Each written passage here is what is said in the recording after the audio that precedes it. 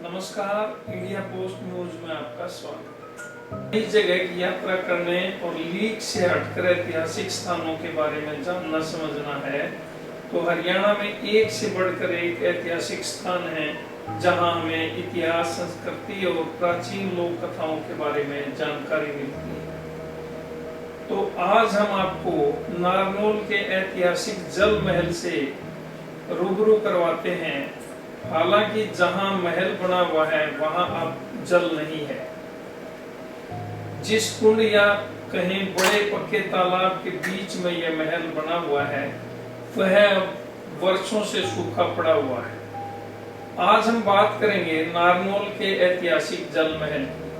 अभी तक आपने जयपुर के जल महल के बारे में सुना होगा जो पानी के बीचों बीच स्थित है, लेकिन क्या आप जानते हैं कि हरियाणा के नारनौल में भी एक खूबसूरत जल महल मौजूद है।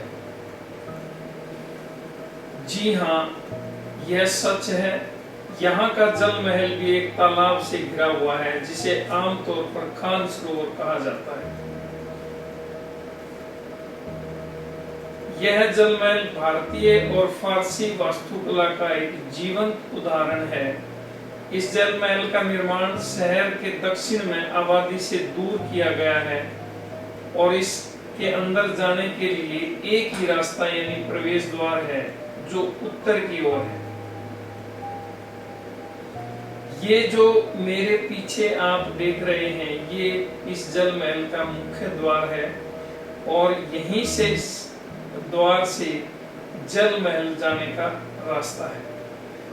ये साइड में एक बोर्ड है जिस पर जल महल का निर्माण कब हुआ, किसने करवाया, ये सारी जानकारी इस बोर्ड पर लिखी हुई है। इस बोर्ड को भारतीय पुरातत्व विभाग द्वारा लगाया गया है ताकि यहाँ जो भी पर्यटक आए वो इस जल महल के बारे में यदि कोई जानकारी उनको चाहिए तो वो इस बोर्ड पर लिखी हुई है। दोस्तों, जैसा कि इसके नाम से पता चलता है जल महल एक महल है जो चारों ओर से पानी से घिरा हुआ रहता था। हालांकि अब इसमें पानी नहीं और कई सालों से ये सूखा पड़ा है। इसका निर्माण शाह कुली ने 1591 में किया जो नारनौल का प्रशासक था और अकबर के राज दरबार में एक अधिकारी था। यह स्मारक वास्तुकला की भारतीय और पर्शियन शैली के मिश्रण को प्रदर्शित करता है। यह स्मारक वास्तुकला की भारतीय और पर्शियन शैली के मिश्रण को दिखाता है। जो मुख्य इमारत है यहाँ, इसके बाहर 4 मीनारे हैं और इन सभी में ऊपर जाने के लिए सीढ़ियां हैं। हालांकि जो निचला कक्ष है वो मुरम्मत मांग रहा है। जल महल के अंदर के हिस्से पर सुनहरा रंग किया गया था जो अब बिल्कुल फीका पड़ चुका है। इसकी दीवारों और छत पर चित्र और डिजाइन और कई तरह की आकृतियां बनी हुई हैं। चित्र अब फीके पड़ चुके हैं।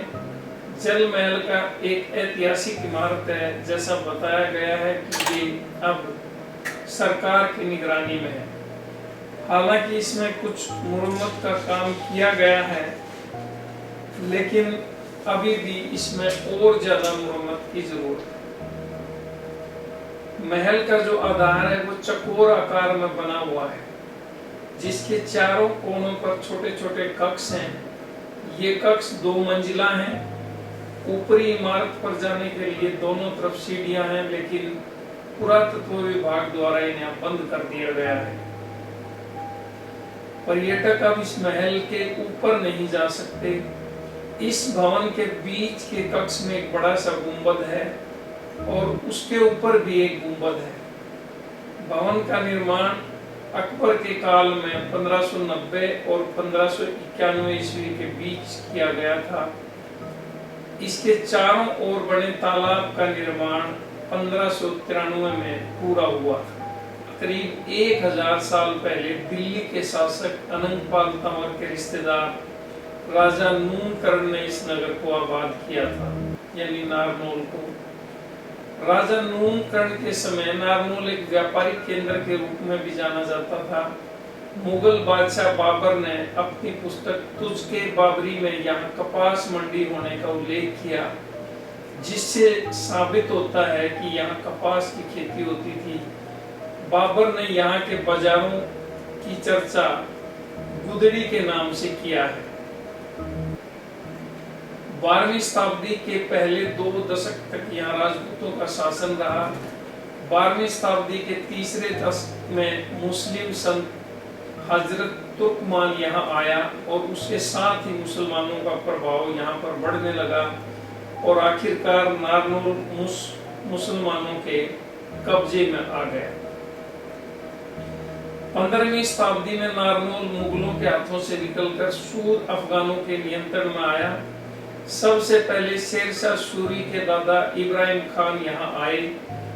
उन्हें फिरोज हिसार के शासक ने नारनौल और इसके आसपास का इलाका दे दिया था। इब्राहिम सूर का मकबरा आज भी नारनौल में मौजूद है और जितने भी नारनौल के स्मारक हैं उन सब में सबसे अच्छी स्थिति में इब्राहिम सूर का मकबरा है। इब्राहिम सूर की मौत के बाद उसका बेटा और शेरशाह सूरी का पिता हसन खान नारनौल का जागीरदार बना। इतिहासकार वीस स्मिथ के अनुसार शेरशाह का जन्म भी नारनौल में ही हुआ था। पानीपत की दूसरी लड़ाई के बाद यह इलाका अकबर के नियंत्रण में था और उसने सम्राट हेमू को गिरफ्तार करने के इनाम के तौर पर इसे शाह कुली खान को दे दिया था। इस प्रकार शाह कुली खान यहाँ का जागीरदार बना, जिसने नारनौल में जल महल का निर्माण करवाया।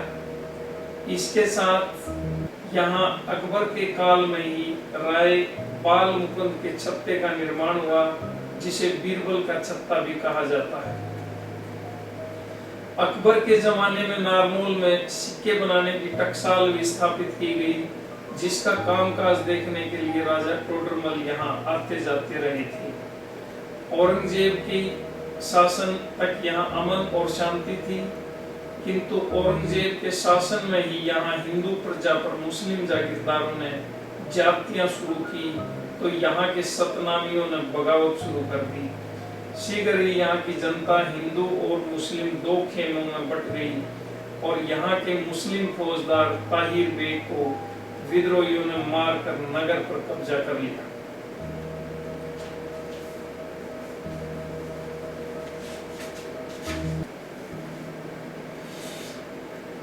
औरंगजेब की मौत के बाद नारनौल पर जयपुर के राजपूतों ने कब्जा कर लिया, लेकिन वह अधिक दिन तक यहाँ नहीं रह सके। फ्रांसीसी जनरल डे बोयगेन ने उन्हें हरा दिया। कुछ ही समय में एक बार फिर मुसलमानों ने नारनौल पर कब्जा कर लिया और मुर्तजा खां यहाँ के जागीरदार बने।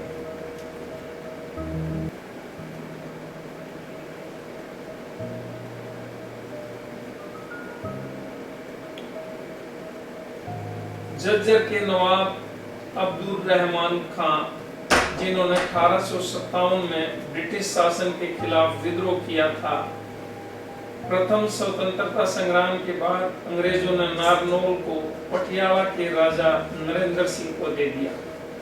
नरेंद्र सिंह ने इस युद्ध में ब्रिटिश सेना की मदद की थी। इस तरह नारनौल पर अलग अलग समय पर अलग अलग शासकों का राज रहा, लेकिन यहाँ जो भी ऐतिहासिक भवन बने वो सारे के सारे अकबर के शासनकाल में ही बने। ये थी नारनौल के जल महल के बारे में जानकारी।